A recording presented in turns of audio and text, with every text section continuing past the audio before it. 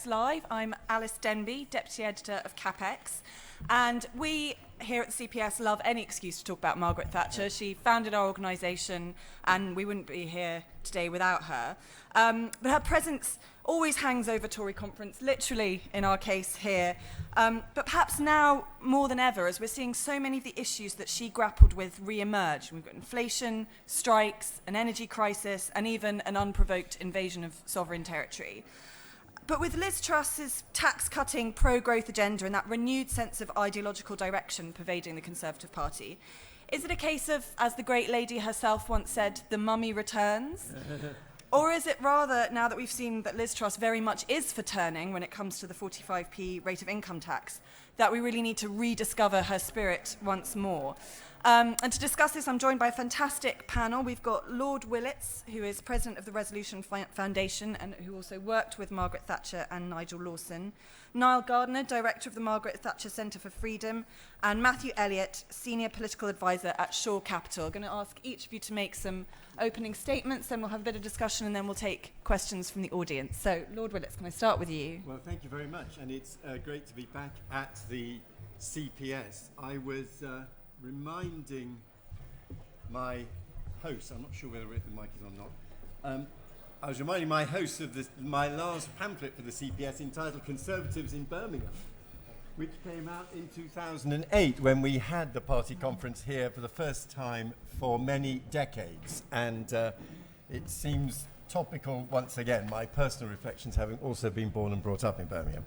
But here, today we're talking about Mrs. T, and I guess we all, because my experience of Mrs. T was rather different from Niall's in that I am a middle period Thatcherite. In other words, I worked for her in the policy unit under John Redwood and then Brian Griffiths from the beginning of 1984 to the end of 1986. It was indeed the time of things like the miners' strike, and occasionally felt you were kind of like in one of those Shakespeare history plays where messengers would come in saying things like, Nottinghamshire is with us, Kent has fallen, Yorkshire is rebelling. So yeah, I remember that working for her on what was then DHSS and Treasury Matters. After that, I went to the Centre for Policy Studies as Director of Studies, and of course we were indeed, having been found by Mrs. T, very close to Margaret Thatcher, and was in charge of briefing her during the 1987 election campaign, when she was unusually grumpy, but I now know, and I didn't know at the time, because she'd got a tooth abscess that was not being properly treated throughout most of the campaign. Anyway, so that's my experience of working for her, and I was very fortunate working for her when I was quite young, in my late 20s, and was not even confident and sure that I was going to even try to have a political career. And so if you were a sort of minister worrying about promotion and stuff, you were actually, I think, more inhibited than for me. And looking back, it's partly the sort of naivety or arrogance of youth. I just thought, well, I've got 2 or 3 years working for in the policy unit, I do my best. She believed in truth through argument. She didn't mind an argument, provided that she felt you knew your facts.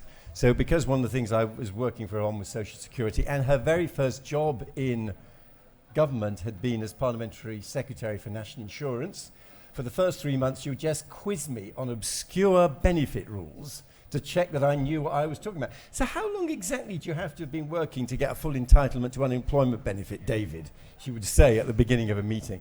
And that was partly because she was genuinely curious, but also she didn't like people who didn't know what they were talking about. And if she felt you believed in the strategy, she would tolerate a lot of disagreement. I had a first insight to her attitudes to Europe when I was writing a speech for her over in the Commons, and she bought me supper at the canteen while we worked. And speech writing for her was an immensely time-consuming, tricky process. And she was buying me simple supper in the canteen on the tray, and I reached for the bottle of Perrier water, and she reached for the bottle of carbonated Buxton water and said to me, David, why are you having Perrier? And I said, well, and pointed to her Buxton, I said, well, the bubbles in Perrier are natural, they're not added. And she said, no, the bubbles in Perrier are added as well. They are added. I said, no, they're not, Prime Minister. The bubbles in Perrier, and actually, I realized I was standing in the queue in the House of Commons canteen arguing with the Prime Minister about whether or not the bubbles in Perrier were natural or not. I realized, I checked out afterwards, and of course she was at least half right. The gas comes from the same spring, but they collect it separately and re-inject it. So as always in Mrs. T, she got the point. Anyway, so that was my experience of working for her in the mid-80s. 4 quick lessons I take from it. First of all, she was determined to stabilize the public finances by bringing down borrowing. She wanted to do that above all by bringing down public expenditure. But after we had got to the limits of what was possible through bringing down public expenditure, she was also willing to put up taxes and did so in the early days of the Thatcher government from 79. And of course, that was one of the big controversies in the 1981 budget. I should have said, by the way, before I went to number 10, I was working in the Treasury as an official, including as private secretary to Nigel Lawson during his first stint as Treasury Minister. So, although she didn't like putting up taxes, she would rather put up taxes than run large deficits. And the belief that you only ever cut taxes and never increase them is not the track record either of the early days of her government or indeed what we did in coalition back in 2010. And the demographic backdrop against which we were bringing down taxes during the 1980s was very favourable. There were not many babies born in the interwar years, so there was no significant increase in the number of pensioners. And there were actually not many kids being born at the time in the 70s, early 80s. So we had relatively low numbers of children, relatively low numbers of pensioners. And because of the post-war baby boom, a surge of young people into the labour market. Ideal if you want labour market reform and economic reform to have lots of new young workers coming in. That was very different from the demographic backdrop today, where there's a big increase in the number of pensioners, putting up pressure on the Social Security budget and the NHS. Demographics were favoured Thatcherism then and are now trickier for public expenditure control now. First point. Second point, we were already agonising about this problem that people thought that conservatism was just about free markets. In the wise words of Quintin Hogg, in what is still a classic, The Conservative Case, Quintin Hogg said, economic liberalism is very nearly true. By which he meant it's a big part of conservatism. It is not quite the whole story. And she was very vexed by the way in which, for example, her remarks, no such thing as society, were completely taken out of context. She strongly believed in families, civic institutions, everything that stands between the individual and the state. For her, and what is underestimated, Margaret Thatcher was quite a serious practicing Christian. She had been brought up as a Methodist, again with looking back, the presumption of youth. I remember having a conversation with her and I asked her about her Methodism and she said, because I said, you're brought up as, I was trying to understand her religious convictions, and she said, but Methodism was very boring. So she had become a rather more high church Anglican, but most of those dilemmas, which the party still wrestles with, if there is more to life than the free market, what else is it, and how do we as conservatives describe it? She resolved essentially through her religious beliefs, of which the most classic statement is her address to the General Assembly of the Church of Scotland. And whenever we were trying to explain economic policies, she reached for parables. When people said, you are just about selfishness, she would quote the parable of the Good Samaritan. When people said, how are you going to get growth and why are you cutting taxes, she'd quote the parable of the talents. She had essentially an assumption of a Christian moral framework within which a free market would operate. And I think one of the continuing challenges for our party is how in an increasingly secular age, without being able to rely on those shared moral beliefs, we express the extra bit of conservatism that isn't simply the free market. Now, the third thing I'm going to say is the trickiest for this audience and in the Conservative Party today, which is that something else that was going on when I was at number 10 was the single market project in the EU.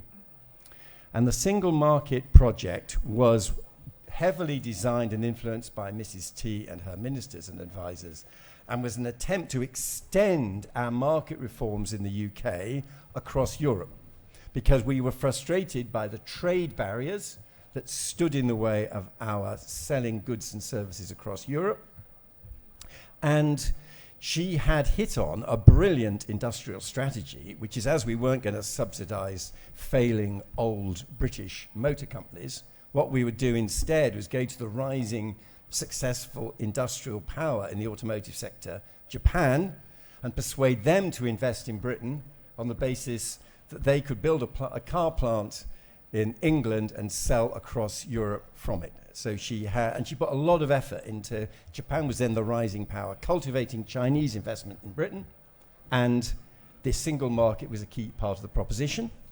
To get the single market through, to get regulations that applied to every member state of the EU, the fear was individual countries like the French would veto any attempt to open up the market. So in the Single European Act, the only of all the different treaties, she accepted majority voting to impose single market rules across Europe. And I can remember the meetings, and I remember it was fraught, and she believed it was a price worth paying to extend access to the market. She then, and I was still involved, but it was after I'd left Number 10, we then had what I think for her was the moment of greatest distress on the European project, which was when Delors went to the Trade Union Congress in 1988 and said that we could now use the majority voting powers that had been necessary for the single market in order to impose labour market and social regulations that we had just been battling for years to reverse in Britain. And that was the backdrop to the Bruges speech. And she felt that she had been misled in that people had not warned her that continental left-wingers, such as Delors, would want to use these powers to impose extra regulations. And I still think that was the moment when the Brexit agenda entered the Tory party bloodstream. I have to say that the reason why I voted Remain in the referendum is, by and large, the Delors, the Conservatives, as members of the EU, in alliance with others, essentially stopped the Delors agenda happening. There were one or two egregious examples, but you will not find a long list of heavy-handed labour market regulations imposed on Britain using majority voting post-single market. And instead you will find that British labour market, as we all know, has been a success story and highly flexible, and the regulations have almost entirely been introduced as a result of domestic political pressures, notably the minimum wage. So my view is that the Bruges speech was a response to a genuine concern, which fortunately we successfully managed to fight against. And then my final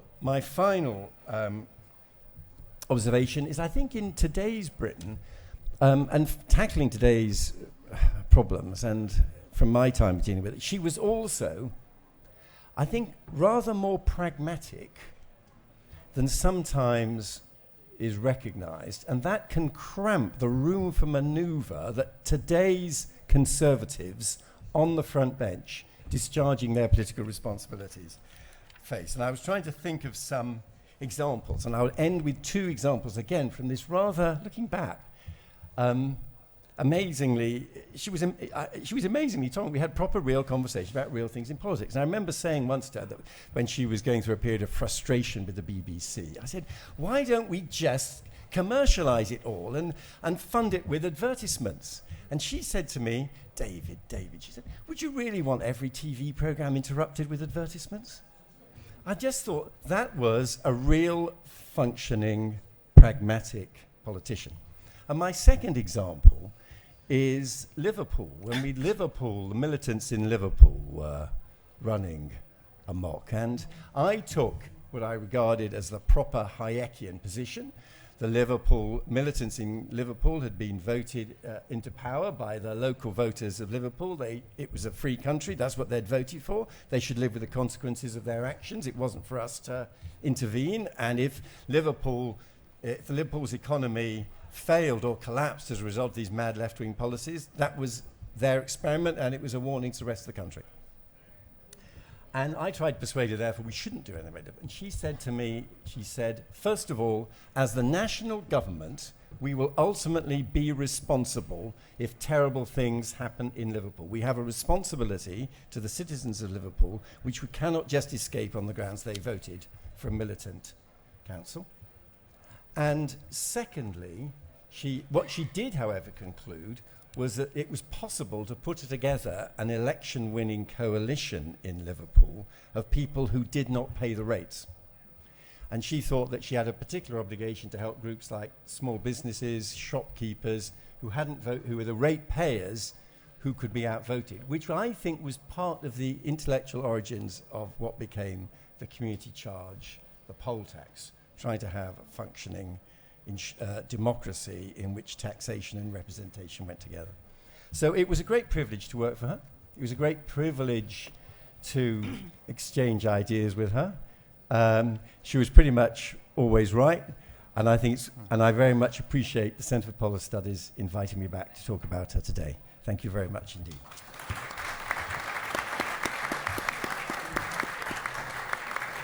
Thank you very much. Nile, we'll come to you next.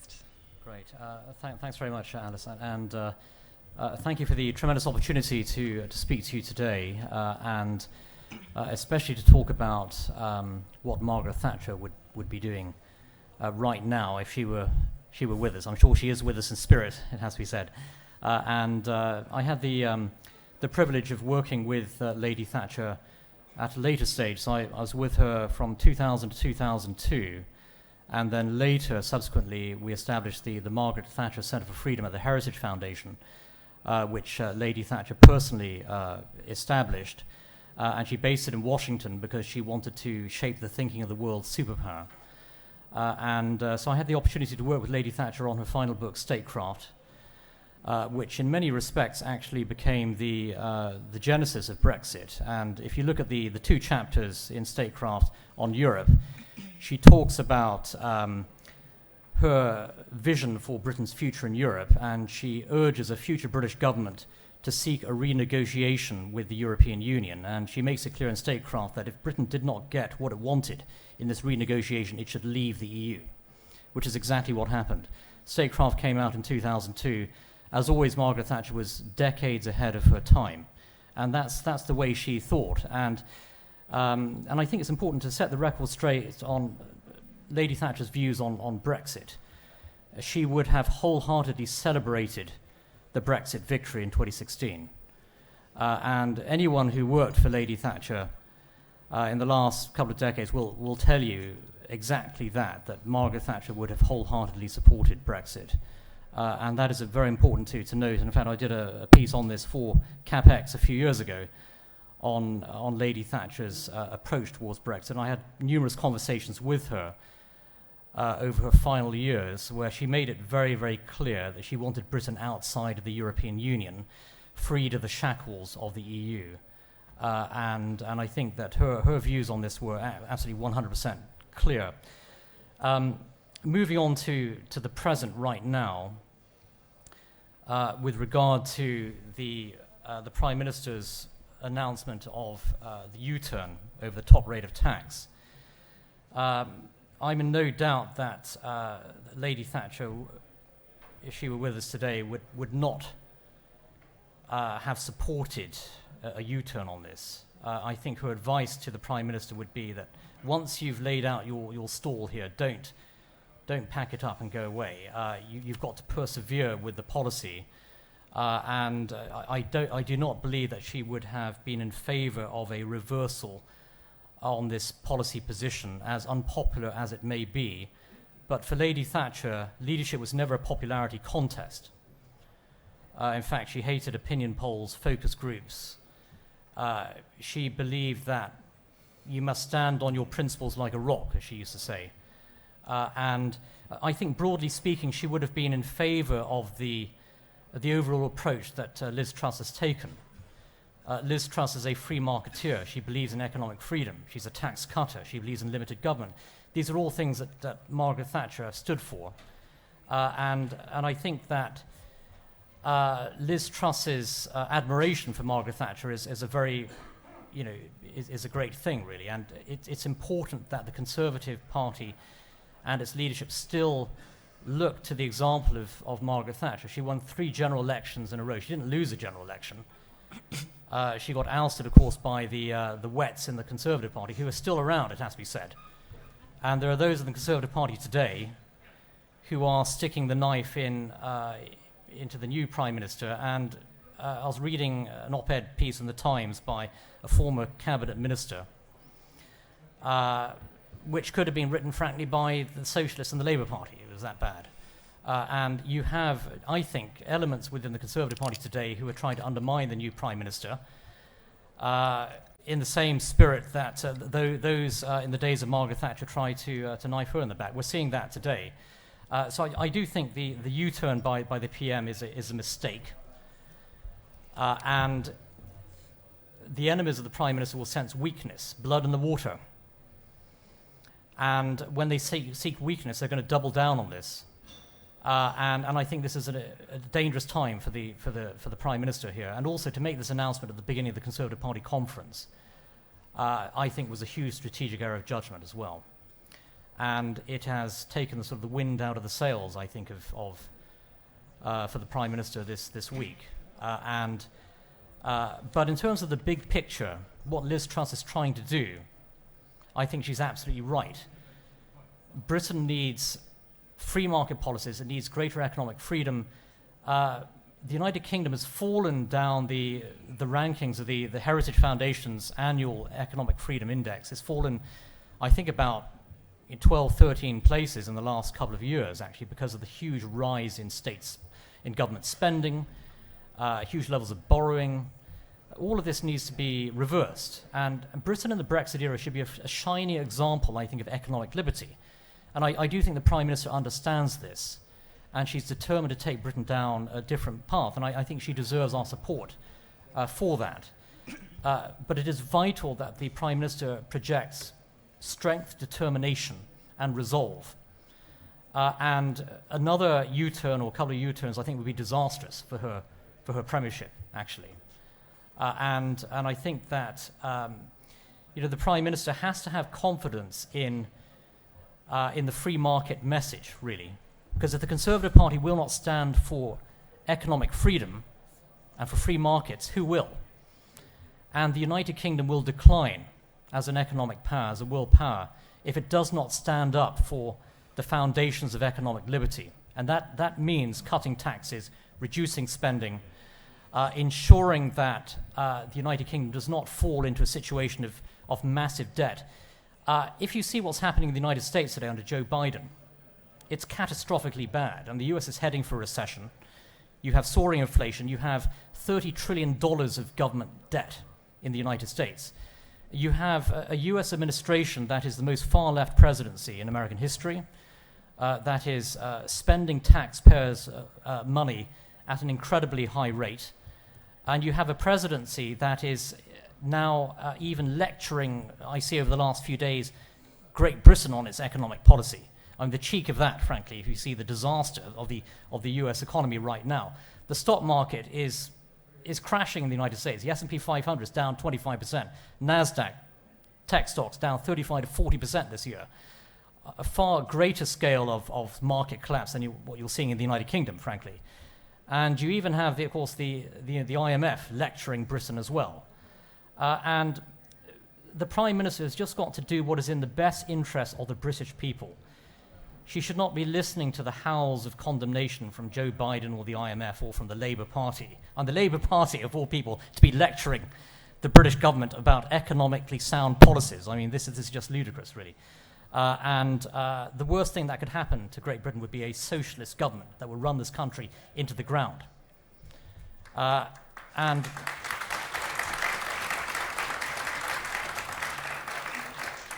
there are those in the Conservative Party today who are actively aiding and abetting the cause of the socialists. That's what they're doing, really.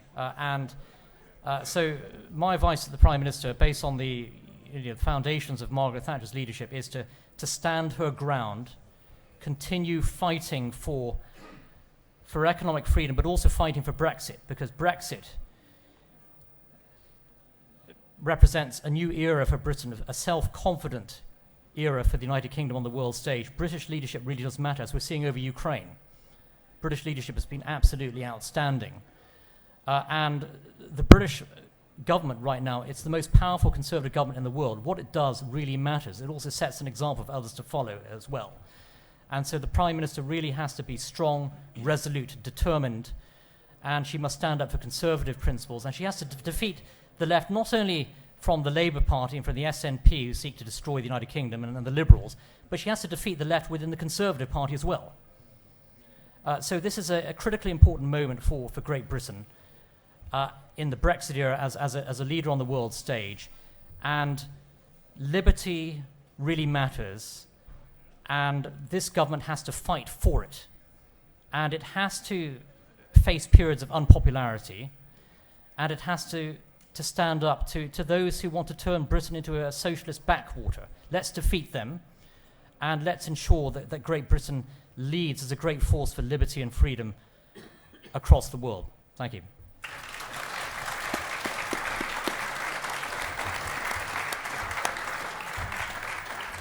Thanks very much, Nile. Matthew. Thank you.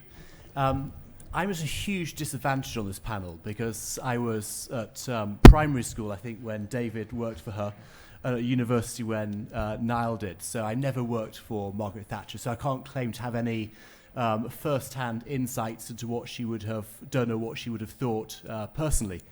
But I do have a great love for her, and indeed, this isn't my first Margaret Thatcher event of today. Early this morning, I nipped out of conference to take part in an auction. I noticed that a painting of Margaret Thatcher was in an auction, a rather beautiful one, and it was listed as being at about sort of £1,000 price. I thought, okay, I can just about stretch to that. Went along. It went for £35,000. Which I think speaks to the resonance she has with many people still to this day, and what a giant she was in UK politics. And that's why it's right that we have a fringe meeting to talk about what she would think about the present day situation. But I'm not an expert, but just a few thoughts based on my reading and my thoughts on modern day British politics.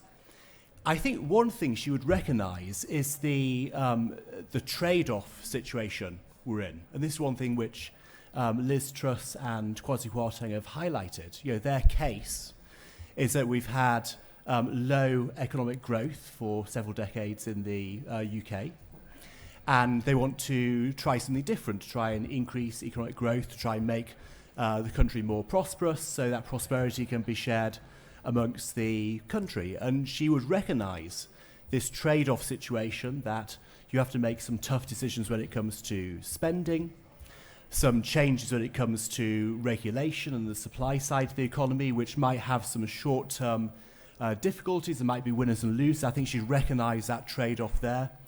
And she'd recognise some of the debates around tax. So in some ways, even though politics in 2022 is very different to what it was in 1979 when she was elected, that fundamental point about the trade-off, about you're in a situation where there's been poor economic performance, you have to make some difficult decisions which will have short-term consequences in order to get onto a path of greater prosperity in the medium term. That will be a very familiar setting, I think, for her. I think she'd also be baffled in some ways by modern politics, and particularly about how we do politics nowadays. I was struck going down to breakfast this morning, how there were piles of newspapers just outside where people were picking up their breakfasts. And I remember this from my sort of first party conference. People would actually often get them at midnight and pick them up at the conference bar when they first came out, and that was people's source of news. But this morning, most of the papers lay so they're untaken, because of course people are now plugged in 24 hours a day.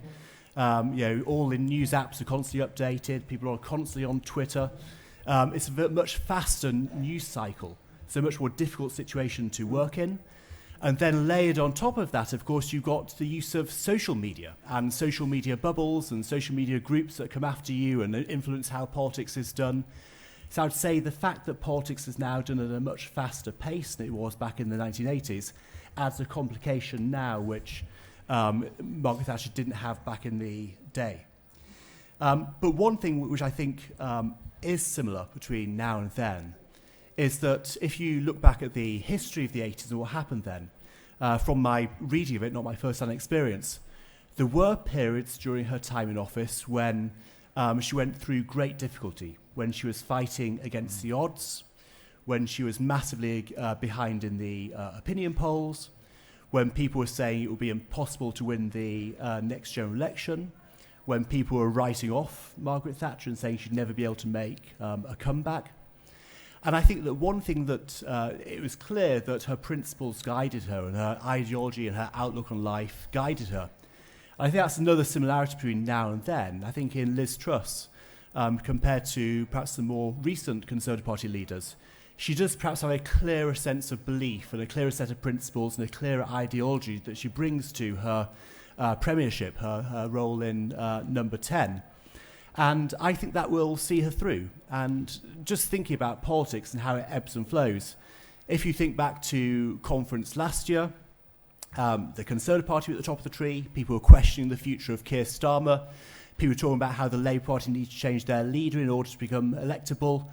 12 months later, things seems to have reversed. And one thing about politics is that things go backwards and forwards, things change.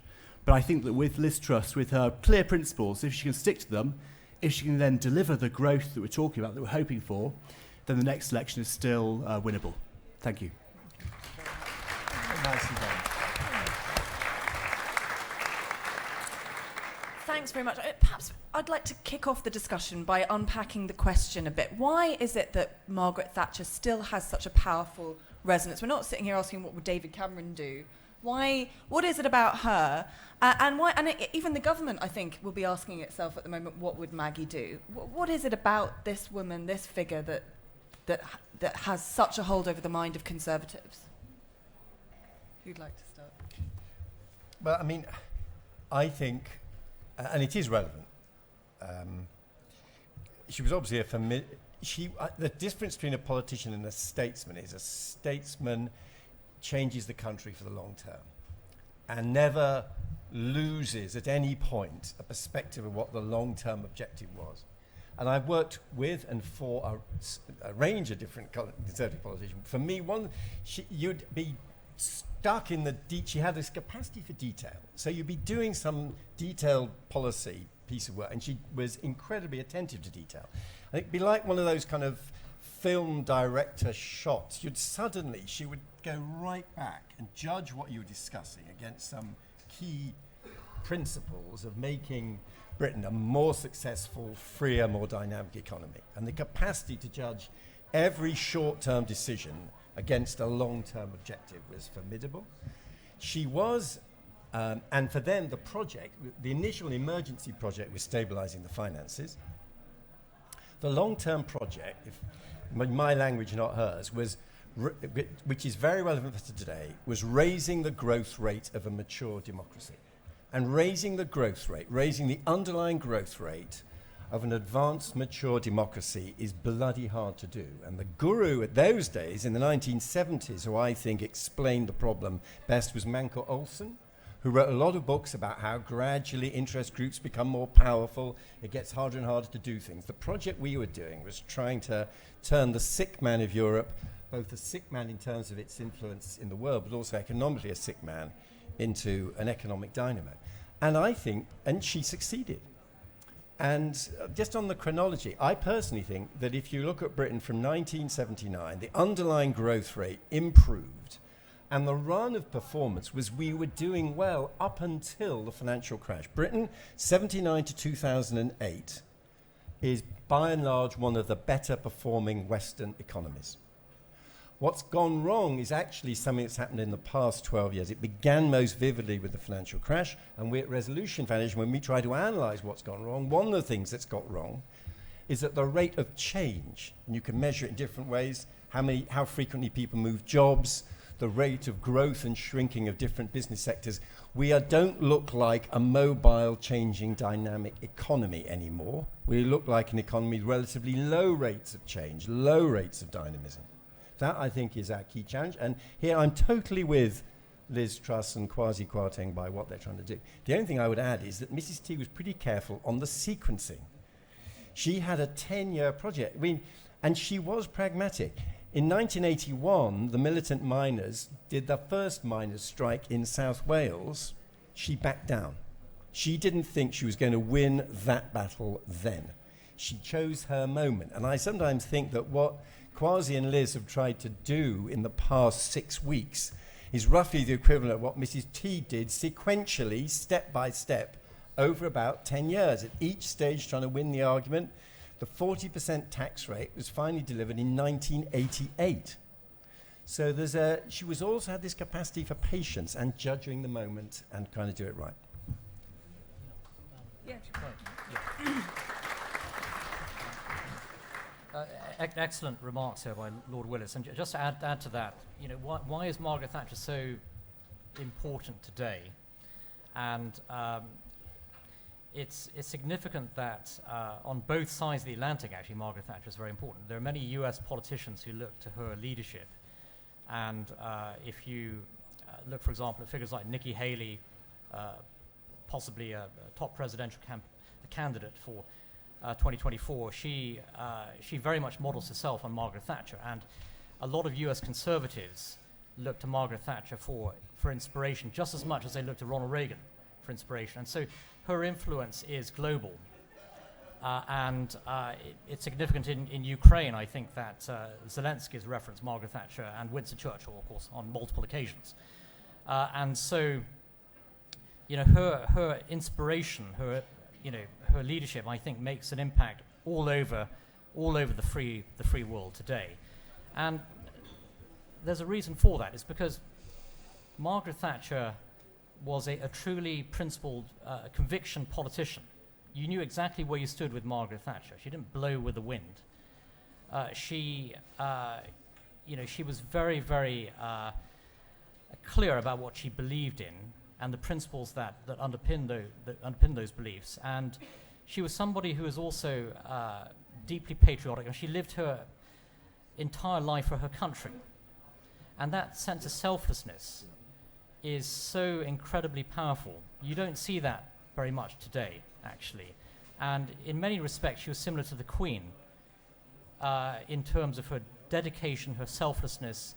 And I worked for her 10 years after she left Downing Street, but she was incredibly hard-working. She was in the office every single day in a private office in Belgravia, which ironically actually was opposite the German embassy in those days. And she was always working. And she was always thinking about what was best for her country. And I was with her during the 9/11 attacks. And her immediate response was, this is an attack upon the free world. It's an attack upon not only the United States, but also Great Britain. And she said, we have to fight and we have to win. So immediate response. And that was Margaret Thatcher's spirit. Every moment of every day, she was thinking about her country. And how many politicians can you say really live like that today? Very, very few. And so there are so many reasons why we cherish her memory. And I was incredibly fortunate to have worked for her in her private office in the final years of her public life, when she was still giving big speeches, traveling on the world stage, actively campaigning for Conservative candidates. And I saw firsthand just her relentless spirit of service and dedication. And you combine that with her incredible sense of principle and her desire to really do what is best for the British people. And you have a politician who will be an inspiration not only for Conservatives today, but for generations to come. And Margaret Thatcher will inspire future leaders for hundreds of years, I'm sure. And that is an incredible legacy to leave. And we are really humbled, I think, to be, to have lived in the Margaret Thatcher era, really, because she is such an incredible inspiration. Matthew, do you think it's kind of wistful nostalgia that to be talking about Margaret Thatcher, or do you think that her example is still relevant to us today? I think her example is relevant in the sense that she achieved extensive policy change, and we can actually learn from that about how to achieve it ourselves. And it's all very well. I've worked in think tanks before, and you come up with your policy idea, and that's not enough, and you need to actually then build on it. And I think if we look back in what's happened in the past couple of weeks, it just goes to show the importance of the other elements. There's the communication side of selling a policy idea, and of course I didn't know Margaret Thatcher, but I've got still the image in my mind of her talking about inflation, where she held up 2 shopping bags about what you could buy a year before and what you could buy now. With inflation, obviously less food. So she knew how to communicate some quite difficult ideas in very practical ways. And that's a message which a lesson which I think we can learn nowadays. We won't be able to sell extensive economic reform if it's all couched in the terms of supply side reform, which won't mean very much to people, or indeed, what are we campaigning for? We're campaigning for 2.5% growth. Again, that won't mean very much to the average person. We need to think about how we communicate things, but also we need to think about how we implement them in the strategy and the sequencing of things to build on what David said. I've got another recollection of the coal example you used with, was it with the miners' strike, how there was a big stockpile of coal. Yeah, they basically built up that stockpile to make sure that when it happened, there was that stockpile there so you could get through the strike with the coal in place. And that requires, as you were saying, patience. I think, again, sequencing is a thing that perhaps we shouldn't have been talking about 45% pence getting rid of it up front. We should have done some of the other things first, the spending reform, the supply side reform, and then down the line in a few years' time talk about getting rid of 45 pence. So sequencing is very important in politics as well. How do you think, if we talk about some specific policy areas that the government is grappling with at the moment, what do we think Margaret Thatcher might have done about the energy price cap? I mean, Liz Truss is aping Margaret Thatcher, but talking about economic freedom while borrowing huge amounts of money to give universal handouts. How do you think Margaret Thatcher would have dealt with the current situation? That's a good one. I never much. Of course, the price cap brought in by Theresa May. I instinctively never liked the price cap. I don't like that kind of way of running an economy. Of course, ironically, in the early years, these were all nationalised industries. These were all industries where there was a government decision every year on the price framework and the financial framework for nationalised industries, and we then privatised them. But step by step. And a lot of the privatisations didn't even happen until John Major's day. It took time. I think she would have been very worried about the cost of it all. And I think for her, coming back, she, after 12 years of Conservative government, she would say, national debt, 100% of GDP, what the hell have you been up to? I think that would have been her shock. But I would add, she would have been surprised, therefore, that we thought we could afford tax cuts in today's fiscal circumstances. I would absolutely second that, and I do not believe that Margaret Thatcher would have supported price caps. That would have been seen as artificial intervention in the free market. So I do not believe she would have supported that. I think that it's important to point out that, David Cameron and Theresa May left it has to be said, somewhat disastrous legacy on this front, actually. We've had Conservative governments for over a decade now. And that's why, future generations will not be looking at David Cameron or Theresa May as role models of leadership.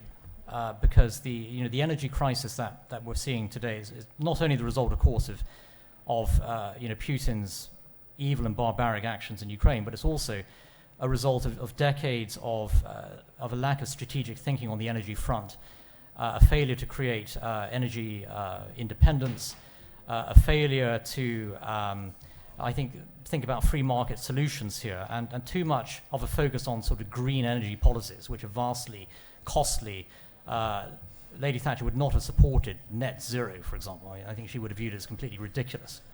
And something like that, which fundamentally constrains the free market and adds huge costs in terms of government spending, she would have totally opposed that. We are in the mess we're in as a result of decades of poor policy, of course, that Margaret Thatcher would have.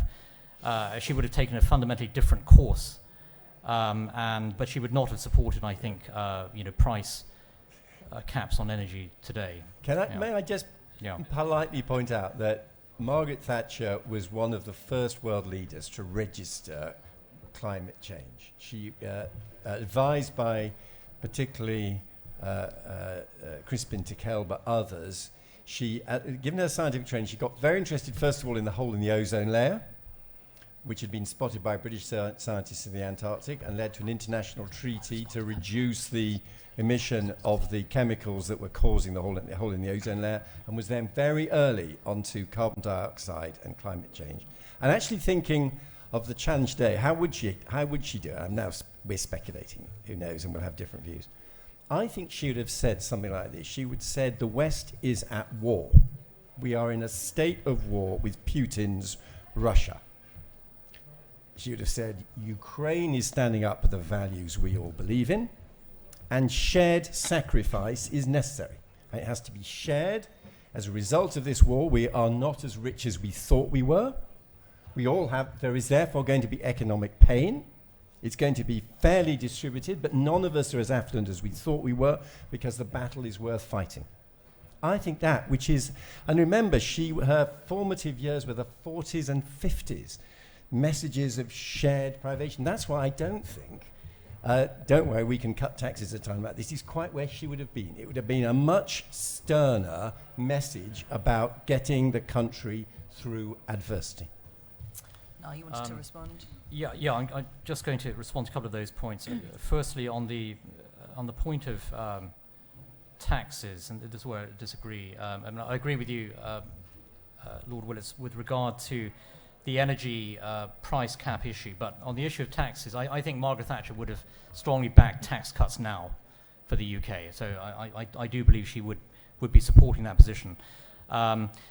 With regard to the environmental issue, yes, I mean Margaret Thatcher was one of the first world leaders to talk about climate issues. But if you look at her chapter on the environment in Statecraft, which is her final book, and where she really lays out her big strategic thinking on global affairs, she makes it very, very clear that she always believes in free market solutions, that she did not believe in any way in constraining the operation of the free market for environmental reasons. And it's all laid out there in Statecraft. And that is her latest thinking on the issue. She would have fundamentally opposed net zero. And she would have, I think, taken a very dim view of all of this sort of COP26, COP27, the big government intervention. And she was a free marketeer, and she did not believe in constraining the free market. And she always believed in free market solutions to environmental matters. And that's where she stood. And it's all laid out in Statecraft. If anyone would like to read that chapter, yeah. I think we'll go to the audience now. Who has a question? The gentleman here.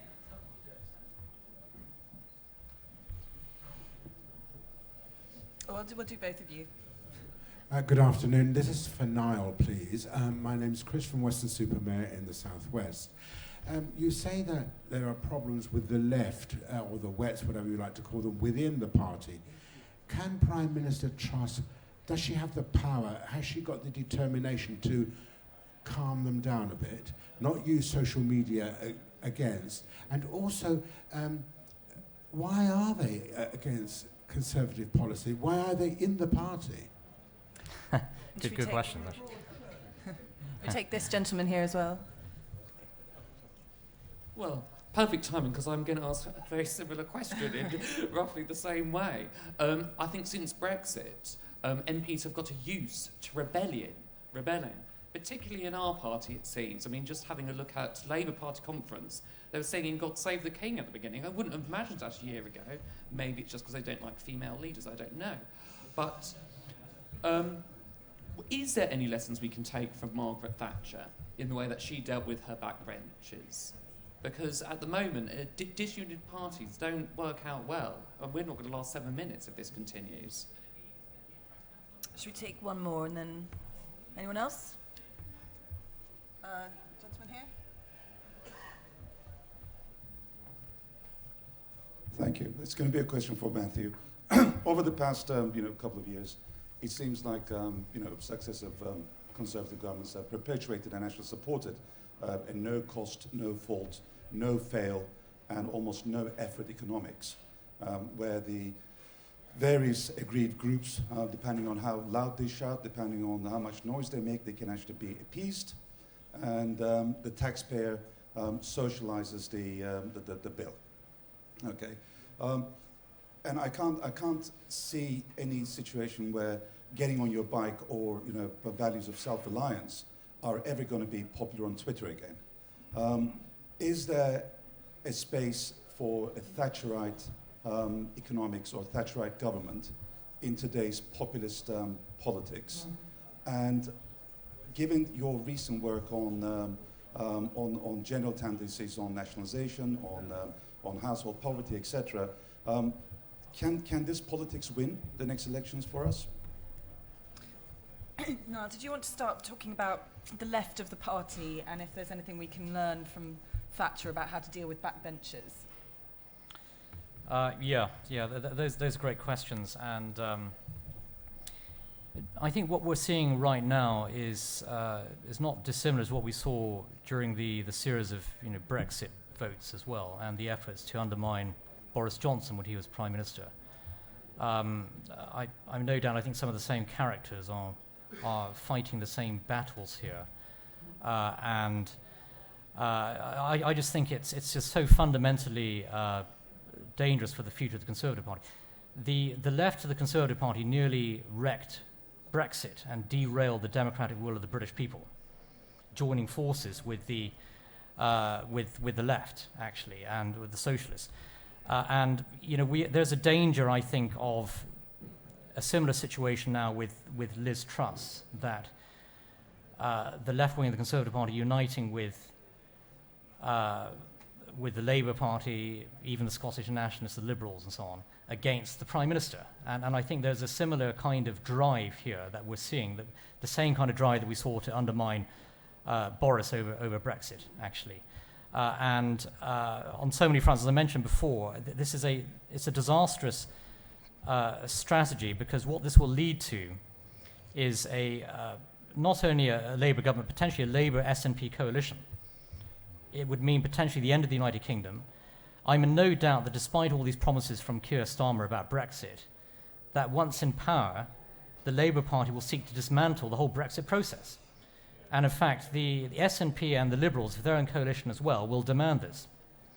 So let's be under no illusions with regard to the stakes here.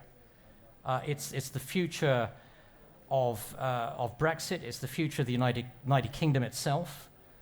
The next general election will be incredibly important, one of the most important elections of the last 100 years, frankly. And there are those within the Conservative Party who are happy to try and derail Brexit despite the referendum win. They're determined now to bring down the Prime Minister. And I think the path that they are taking is it's like Japanese kamikaze pilots flying into U.S. warships after the end of World War II, frankly, and they are trying to turn the clock back on multiple fronts here. They're not happy with the leadership contest and the result of that. Many of them were not happy with the Brexit victory.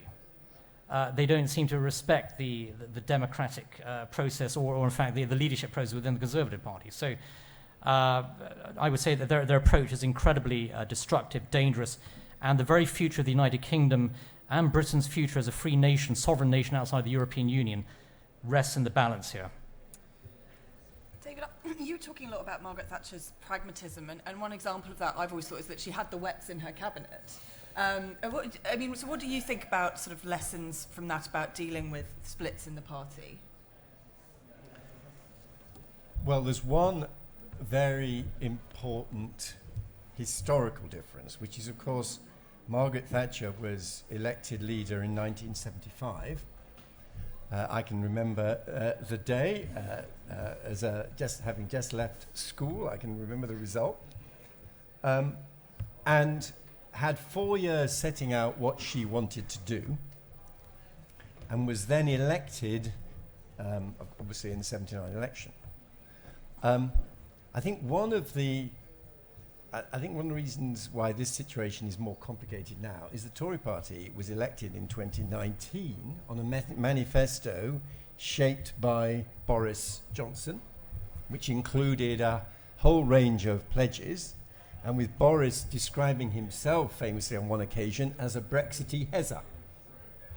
So what we are doing now, mid-term, is a significant change in approach, not 4 years after having won the leadership and with having won the election, but having fought on a manifesto. One of the issues that is very lively today is to what extent are the 2019 manifesto commitments still binding.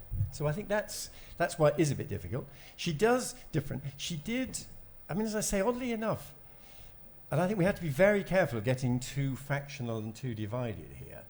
She liked a good. She believed in truth through argument. She did not mind an argument. And at the end of an argument, she was more willing to carry on dealing with people. She didn't kind of hold grudges. And I personally think that there is some really risky association. There's some words we're throwing around. There's left versus right. There's Remain versus Brexit, and I'm a Remainer. I regard, and I don't expect the majority of this audience to agree with me, I actually regarded the single market as one of the most bold pro-market reforms that the Conservatives brought in. I think leaving that market has shrunk the opportunity for market capitalism in Britain, and I think as a patriot, we have weakened Britain's voice in the world. That is my reading of where we are post-Brexit. Now, we lost the referendum. We now, of course, all accept the result and work with it. But that line of argument does not make me a left-wing Conservative, and it's really important that the party still has room within it for people who voted Remain and doesn't simply dismiss them as people on the left. So I actually think that what's really frustrating about where we are at the moment is the challenge which Liz and Kwasi have set themselves is absolutely the right challenge. It is just like 1979. That's why this is such a topic and the right thing to do. The challenge is very similar to 1979. We are fighting, we're engaged in a war in the West versus a Russian enemy, and we have a weak, underperforming economy that needs radical reform. And a lot of what was done then was correct. She never, and Matthew was absolutely right, she never made the mistake of setting a target for what the growth rate should be. She never said, I'm hereby in my budget going to raise it 2.5%. But she didn't think governments could have that type of plan. But she certainly wanted to raise the growth rate. And that is something that should unite all Conservatives, regardless of how we voted on the European referendum. Matthew, is there a route to winning an election with a kind of Thatcherite agenda? I think there is, but I think it requires us to think about how we communicate the ideas of free enterprise, sort of distill your question into sort of one phrase. And if you look at the backdrop of where public opinion is, many people see the way out of the situation we're in and the need for higher public spending, and they sort of feel that we can just lean on business more, for example, and just increase taxes on business, and they hear a lot in the newspapers about the windfall profits that lots of companies are making, and they just think that more windfall tax is the way forward and just ever higher taxes on business. So I think we need to think about how we can actually revisit some of the arguments about for free enterprise and communicate in the way which resonates with people. This is something I've actually looked into recently, and for example, when you look at the role that business plays in the UK and ask people what they value about business, they really value the jobs they provide, they value the training, they value the tax contributions that they recognise that business makes. And actually, when we talk about the value of business generally, these are often things we don't talk about very much. And you certainly, when you hear about business leaders speaking on TV and radio, you don't hear them talking in those terms about what they do for society. So I think it's on us to think about how we actually communicate the policies which we know will deliver growth, but in a way which resonates with the modern audience. I'm afraid that's all we've got time for, but thank you so much for coming. Thank you to all our panellists, and thank you to Margaret Thatcher. Do come to the rest of our CPS programme. We've got some amazing speakers. We've got Chris Philp and Jacob Rees-Mogg are going to be here this evening, so please do come along to that. And again, thank you very much.